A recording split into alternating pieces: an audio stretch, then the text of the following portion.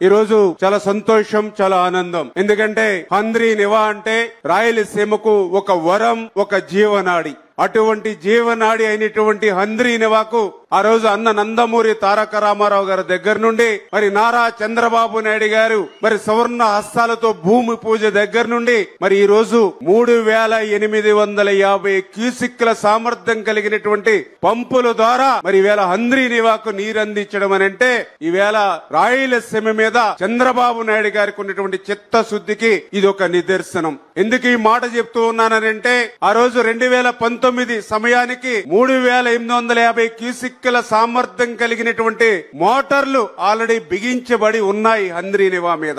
ఆ రోజు అధికారంలోకి వచ్చినటువంటి ముఖ్యమంత్రి 2020 కల్లా హంద్రీ నివాను వైండింగ్ చేసి లైనింగ్ చేసి ఆ 3850 క్యూసిక్లు నీరు ఇస్తానని ప్రగల్భాలు పలికాడు. ఒక సంవత్సరం కాదు కదా, 5 సంవత్సరాలు 2019 నుంచి 2024 వరకు 5 సంవత్సరాల్లో హంద్రీ నివా మీద ఒక తట్ట మట్టి తీయలేదు, హంద్రీ నివా మీద ఒక్క రూపాయి ఖర్చు పెట్టలేదు, హంద్రీ నివా మీద ఒక్క అరబస్తా సిమెంట్ పని చేయలేదు. పనులు చేయకపోతే చేయకపోయాడు. ఇంకా ఎంత అన్యాయం అని అంటే ఆ రోజుల్లో ఏదైతే ఆ యొక్క మోటార్లకు అయినటువంటి కరెంటు బిల్లులు కూడా బకాయి పెట్టినటువంటి వ్యక్తి ఆ రోజు ఉన్నటువంటి ముఖ్యమంత్రి. అంటే నాకు తెలుసుండి నేను పరిశీలించిన దాని మీదట ఈ యొక్క రాయలసీమకు ఏ ముఖ్యమంత్రి చేయనటువంటి ద్రోహం దగ జగన్మోహన్ రెడ్డి చేశాడనే దానికి హంద్రీ నివా యొక్క ఉదాహరణ అని చెప్పి సందర్భంగా తెలియజేసుకుంటూ 5 సంవత్సరాల్లో ఆయన చేయనటువంటి పనిని